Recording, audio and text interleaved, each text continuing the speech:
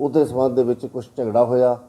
ਸੋ ਅੱਜ ਬੜਾ ਸੁਭਾਗਾ ਦੇਣਾ ਕਿ ਸਤਿਕਾਰਯੋਗ ਡੀਸੀ ਸਾਹਿਬ ਨੇ, ਐਸਐਸਪੀ ਸਾਹਿਬ ਨੇ, ਸਮੁੱਚੇ ਪ੍ਰਸ਼ਾਸਨ ਨੇ ਇਹ ਦੋਨਾਂ ਧਿਰਾਂ ਨੂੰ ਬੁਲਾ ਕੇ ਉਸ ਦਾ ਸਮਝੌਤਾ ਕਰਵਾਇਆ। ਸਮਝੌਤੇ ਦੀ डिटेल चाहे वड्डे वीर सरदार कुलदीप सिंह जी ने दसती है, पर फिर भी मैं विस्तार नाल दसना चाहना कि समझौता जिहड़ा 15 कनाला 14 मरलियां का जो झगड़ा चलिया सी, वो जगह गुरुद्वारा साहब बने, बाबा वीर सिंह धीर सिंह उस जगह के विच बनया और बुंगा नानकसर भी उस जगह के विच बनया, जो कि श्रोमणी गुरुद्वारा प्रबंधक कमेटी के प्रधान सरदार हरजिंदर सिंह धामी जी ने पहला ही सानू सुबह ही हुक्म करता सीगा कि बड़ा दिल दिखा के श्रोमणी गुरुद्वारा प्रबंधक कमेटी ने फैसला करना, कोई ये नहीं करना कि कनाल असीं घट छड्डनी है जां वध छड्डनी है जां डिक्का नहीं लाउणा किसी गल्लों। सो मैं उन्हां दा भी धन्नवाद करदा कि सानू पावरां दित्तियां, वो खुले पावरां दे नाल ही असीं खुले दिल नाल अज सारिਆਂ ने समझौता कीता गया।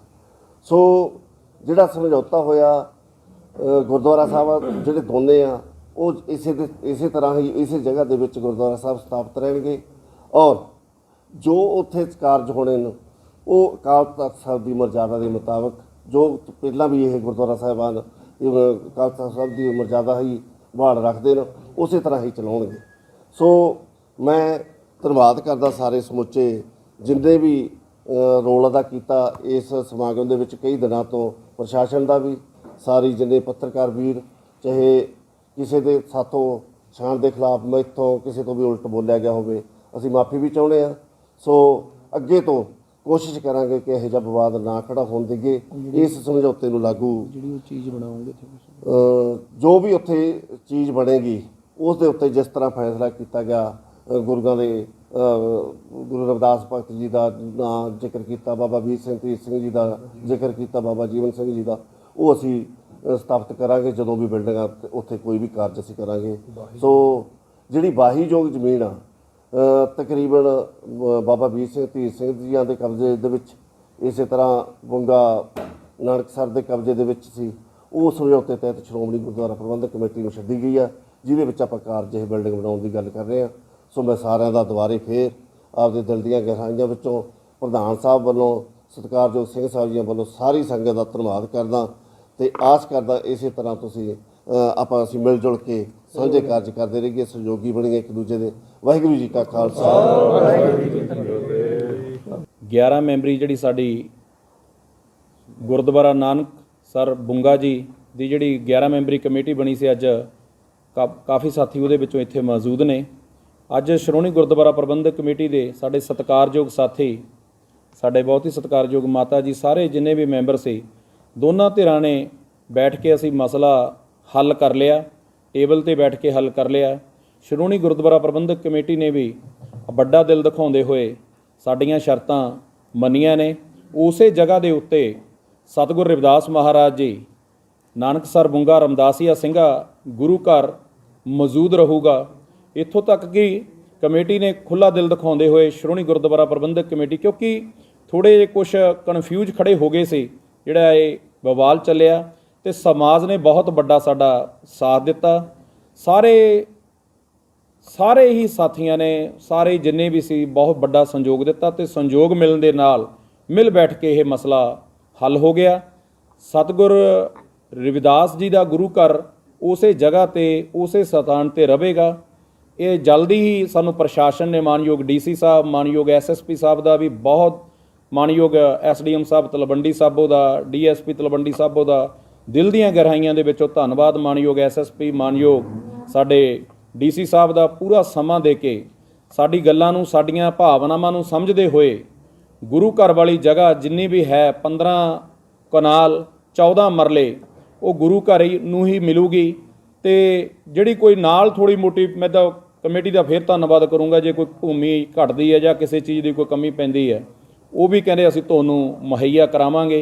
तो मैं सारियां संगतां नूं, मैं श्रोमणी गुरुद्वारा कमेटी का भी इस गल्लों धन्नवाद करदा, साडी एक्शन कमेटी वालों होर जिन्ने भी साथी आए सी उन्हां दा, कि बड़ा वधिया टेबल ते एक बड़ा टकरा आपस भी सूझ-बूझ दे नाल टल गया।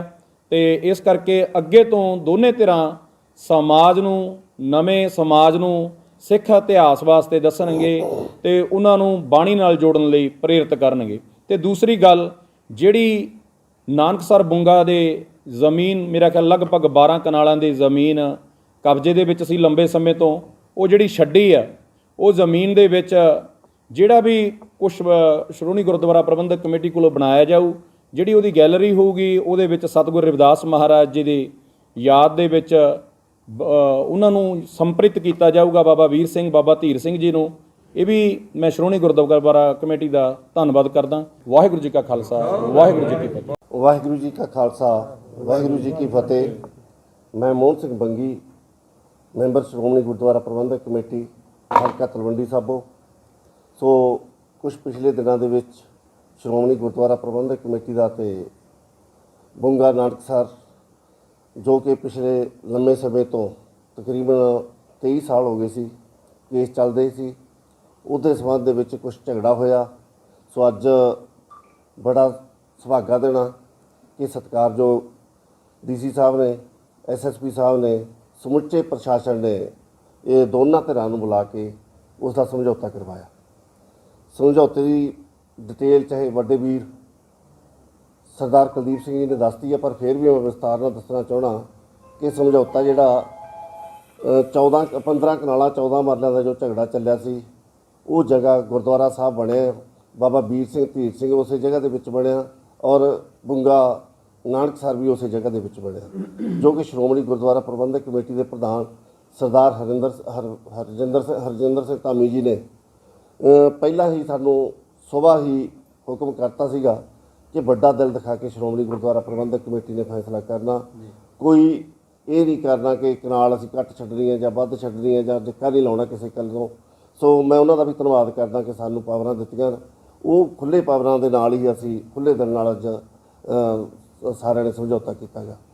ਸੋ ਜਿਹੜਾ ਸਮਝੌਤਾ ਹੋਇਆ, ਗੁਰਦੁਆਰਾ ਸਾਹਿਬ ਜਿਹੜੇ ਦੋਨੇ ਆ ਉਹ ਇਸੇ ਤਰ੍ਹਾਂ ਹੀ ਇਸੇ ਜਗ੍ਹਾ ਦੇ ਵਿੱਚ ਗੁਰਦੁਆਰਾ ਸਾਹਿਬ ਸਥਾਪਿਤ ਰਹਿਣਗੇ, ਔਰ ਜੋ ਉੱਥੇ ਕਾਰਜ ਹੋਣੇ ਨੇ ਉਹ ਅਕਾਲ ਤਖ਼ਤ ਸਾਹਿਬ ਦੀ ਮਰਜ਼ਾਦਾ ਦੇ ਮੁਤਾਬਕ, ਜੋ ਪਹਿਲਾਂ ਵੀ ਇਹ ਗੁਰਦੁਆਰਾ ਸਾਹਿਬਾਨ ਅਕਾਲ ਤਖ਼ਤ ਸਾਹਿਬ ਦੀ ਮਰਜ਼ਾਦਾ ਹੀ ਬਹਾਲ ਰੱਖਦੇ ਨੇ, ਉਸੇ ਤਰ੍ਹਾਂ ਹੀ ਚਲਾਉਣਗੇ।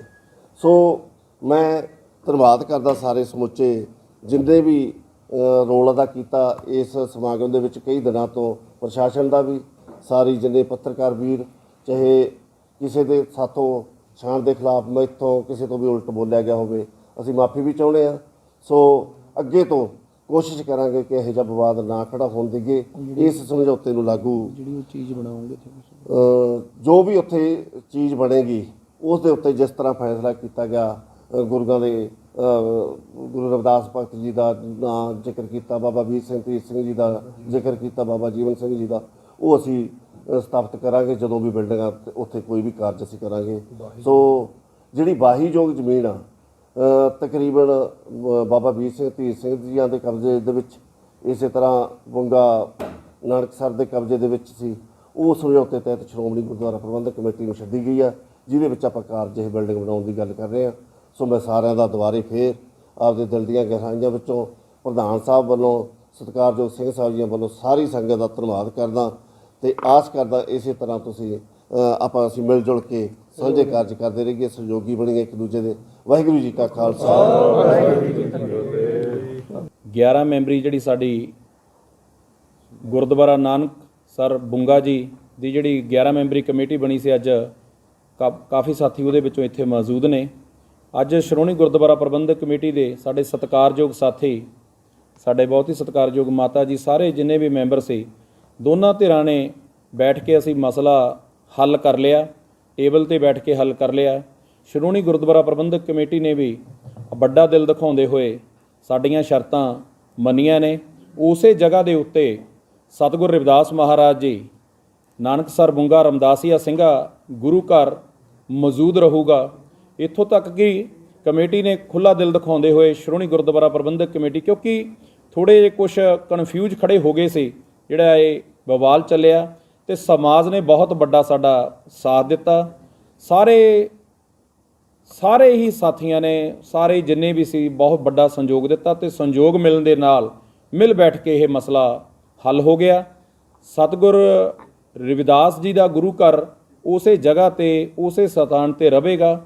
ਇਹ ਜਲਦੀ ਹੀ ਸਾਨੂੰ ਪ੍ਰਸ਼ਾਸਨ ਨੇ ਮਾਨਯੋਗ ਡੀਸੀ ਸਾਹਿਬ, ਮਾਨਯੋਗ ਐਸਐਸਪੀ ਸਾਹਿਬ ਦਾ ਵੀ ਬਹੁਤ, ਮਾਨਯੋਗ ਐਸਡੀਐਮ ਸਾਹਿਬ ਤਲਵੰਡੀ ਸਾਬੋ ਦਾ, ਡੀਐਸਪੀ ਤਲਵੰਡੀ ਸਾਬੋ ਦਾ ਦਿਲ ਦੀਆਂ ਗਹਿਰਾਈਆਂ ਦੇ ਵਿੱਚੋਂ ਧੰਨਵਾਦ। ਮਾਨਯੋਗ ਐਸਐਸਪੀ, ਮਾਨਯੋਗ ਸਾਡੇ ਡੀਸੀ ਸਾਹਿਬ ਦਾ ਪੂਰਾ ਸਮਾਂ ਦੇ ਕੇ ਸਾਡੀ ਗੱਲਾਂ ਨੂੰ, ਸਾਡੀਆਂ ਭਾਵਨਾਵਾਂ ਨੂੰ ਸਮਝਦੇ ਹੋਏ ਗੁਰੂ ਘਰ ਵਾਲੀ ਜਗ੍ਹਾ ਜਿੰਨੀ ਵੀ ਹੈ 15 ਕਨਾਲ 14 ਮਰਲੇ ਉਹ ਗੁਰੂ ਘਰ ਨੂੰ ਹੀ ਮਿਲੂਗੀ।